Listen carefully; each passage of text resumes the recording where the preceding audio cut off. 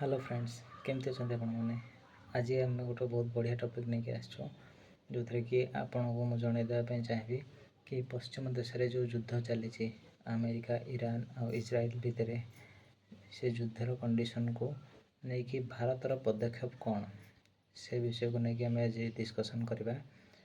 आज पर्यंत साइलेंट थिबा हमर देशर प्रधानमंत्री मोदी जी सी आज मुह खोली आउ स्टेज उपरको आसिकी न्यूज रिपोर्टर मान पाखे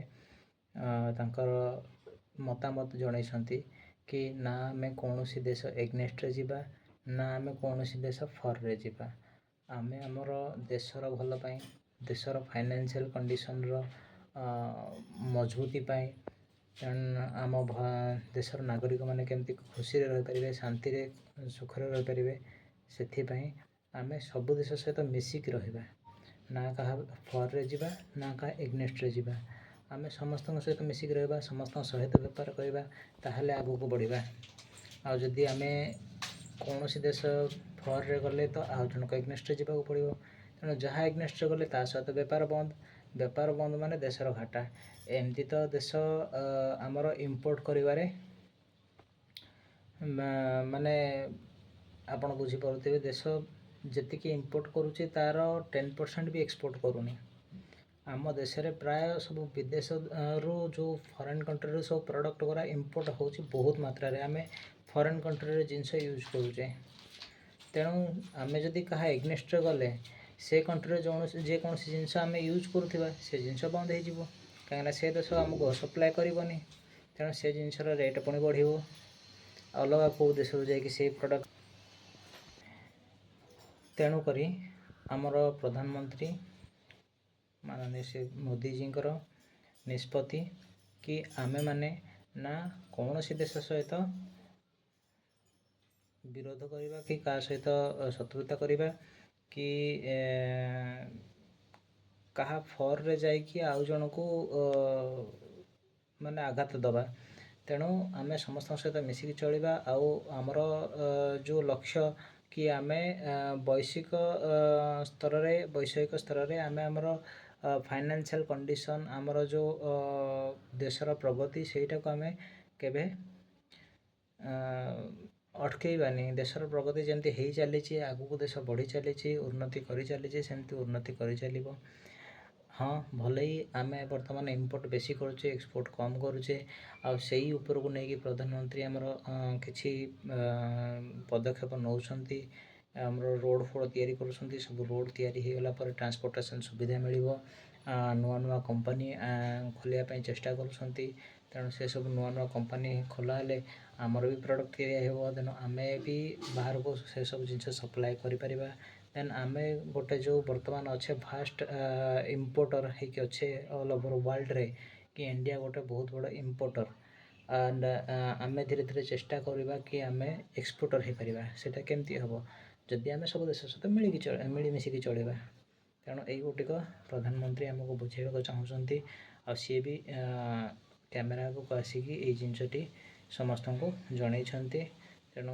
आम मैंने समस्ते स्वागत करुँ जो निष्पत्ति तार सम्मान नौ तेणु मोर आशा कि आम जमती सम्मान दौचु आ निष्पत्तिर फर रहूँ आपण मैंने से भाई फर रुहतु आ निष्पत्ति को सम्मान दिंतु कहीं सी सब आम मनकर भल चेष्टा करुँच आम मैंने केमती खुशी रहा परिवार सहित भलरे बंची पार से ही चेष्टा करुँच आपण मैंने न्यूज देखुवे कि विदेश कंट्री जो युद्ध चली सेठी जो बड़ बड़ बम पड़ुची मिसाइल पड़ुची केमिति सब घर गरा ध्वंस विध्वंस हो जाऊँगी लोक मैंने सब इड़े सियाड़े छिनछत्र होगी पड़ी कहार कौटी शव पड़ी क्या छुआ कांदुची बापा माँ नहांती कहार छुआटे खंडिया खाबरा होगी पड़ी ता बापा माँ भी असहायता को हॉस्पिटल नहीं पारना खाइबा को पीवा को ना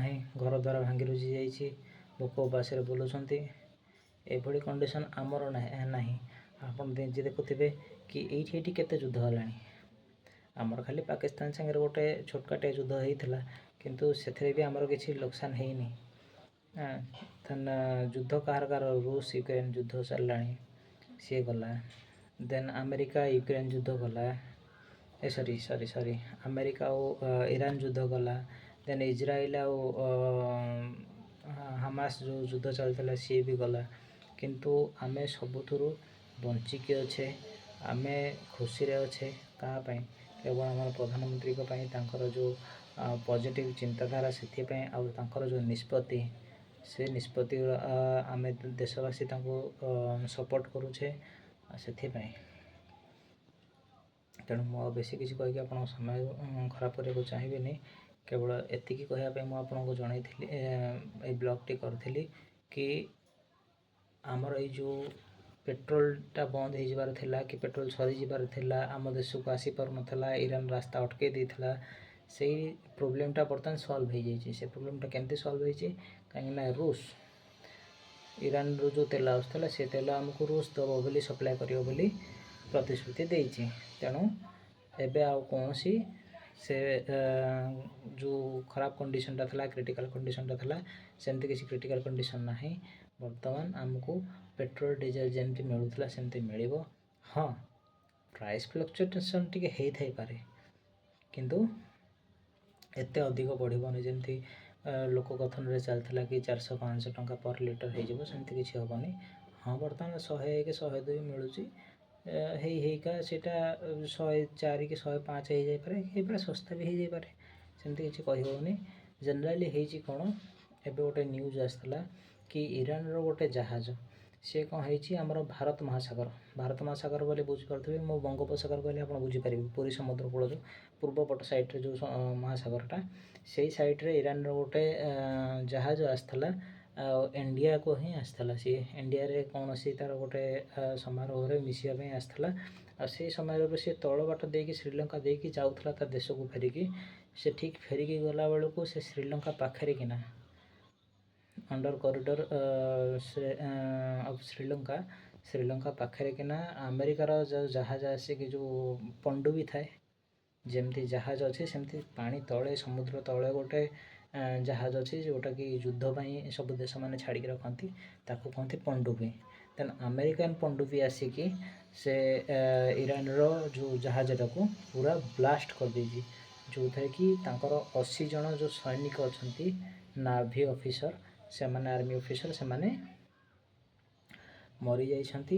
ବାକି 30ରୁ 35 ଜଣ ଆଘାତ ହୋଇଛନ୍ତି, ଯାହାକୁ ରେସ୍କ୍ୟୁ କରିଛି ଶ୍ରୀଲଙ୍କାର ଆର୍ମି ଫୋର୍ସ। ସେମାନେ ରେସ୍କ୍ୟୁ କରିକି ତାଙ୍କୁ ଅଣ୍ଡର ଟ୍ରିଟମେଣ୍ଟରେ ରଖିଛନ୍ତି। ଆକ୍ଚୁଆଲି ତା'ର ନିୟମ ହେଉଛି କି ଯଦି ବି କୌଣସି ଜାହାଜ ବ୍ଲାଷ୍ଟ କରେ କି କୌଣସି ସେନାବାହିନୀ କି ଆଘାତ ହେଇଯାଏ, ତାହେଲେ ତାଙ୍କ ପରିବାର ପାଖକୁ କେମିତି ତା'ର ଶବଟା ପହଞ୍ଚି ପାରିବ, ଅନ୍ତିମ ସଂସ୍କାର ଭଲରେ ହେଇପାରିବ। ସେଥିପାଇଁ ଏଇଟା ଗୋଟେ ମାନେ ୱାର୍ଲଡ ଯେଉଁ ଅଛି, ଜାତିସଂଘ ଅଛି, ତା'ର ଗୋଟେ ନିଷ୍ପତ୍ତି କି ତମେମାନେ ଯେତେ ଯୁଦ୍ଧ କରୁଛ କର, ଯାହା କରୁଛ କର, ଯଦି କୌଣସି ଆର୍ମି ଅଫିସର କୌଣସି ବି ଦେଶର ହଉ, ଆର୍ମି ଅଫିସର ହଉ କି ନାଭିର ଅଫିସର ହଉ, ଜଳପଥ, ସ୍ଥଳପଥ କି ଆକାଶପଥର ଯେକୌଣସି ଫାଇଟର ହଉ, ଦେଶ ପାଇଁ ଯୁଦ୍ଧ କରୁଛନ୍ତି, ସିଏ ଯଦି ଦେହତ୍ୟାଗ କରୁଛନ୍ତି, ମାନେ ମରିଯାଉଛନ୍ତି, ଦେହାନ୍ତ ହେଇଯାଉଛି ତାଙ୍କର, ତାହେଲେ ତାଙ୍କର ଯେଉଁ ଶରୀରଟିକୁ, ମୃତ ଶରୀରଟିକୁ ତାଙ୍କ ପରିବାର ପାଖରେ ପହଞ୍ଚାଇବା ପାଇଁ ଆମେମାନେ ଯଥାସମ୍ଭବ ଚେଷ୍ଟା କରିବା। ଏଇଟା ଥିଲା ତାଙ୍କର ଜାତିସଂଘର ଗୋଟେ ନିଷ୍ପତ୍ତି କି ଏଥିରେ ସବୁ ଦେଶ ସମସ୍ତଙ୍କୁ ସହାୟତା କରିବେ। ସପୋଜ୍ ଆଜି ଇରାନର ଆର୍ମି ଅଫିସର ମରିଗଲେ, ତ ସେଇଟା ଯଦି ଭାରତ ପାଖରେ ମରିଥାନ୍ତେ ତାହେଲେ ଭାରତର ଆର୍ମି ଅଫିସର ତାଙ୍କୁ ସାହାଯ୍ୟ କରିଥାନ୍ତେ। ଶ୍ରୀଲଙ୍କା ପାଖରେ ସେମାନେ ଦେହତ୍ୟାଗ କରିଛନ୍ତି, ତେଣୁ ଶ୍ରୀଲଙ୍କା ବାଲେ ରେସ୍କ୍ୟୁ କରିକି ତାଙ୍କୁ ସେସବୁ କରିଛନ୍ତି। ନିୟମ ହିସାବରେ ଆମେରିକା ଯେହେତୁ ସେ ଜାହାଜଟିକୁ ବ୍ଲାଷ୍ଟ କରିଛି, ଆମେରିକାନ୍ ପଣ୍ଡୁବି ଆସିକି ସେ ଜାହାଜଟିକୁ ବ୍ଲାଷ୍ଟ କରିଛି ଆଉ ଏତେ ଗୁଡ଼େ ଲୋକଙ୍କୁ ମୃତାହତ କରେଇଛି, ଦେନ୍ ଏଇଟା ଆମେରିକାର ହିଁ ରେସ୍ପନ୍ସିବିଲିଟି କି ଆମେରିକା ଯେମିତି ଯାଇକି ସେମାନଙ୍କୁ ରେସ୍କ୍ୟୁ କରୁ ଆଉ ସେମାନଙ୍କ ଟ୍ରିଟମେଣ୍ଟ କରାଉ କି ସେମାନଙ୍କ ମୃତ ଶରୀର ନେଇକି ତାଙ୍କ ଫ୍ୟାମିଲି ପାଖରେ ପହଞ୍ଚାଉ।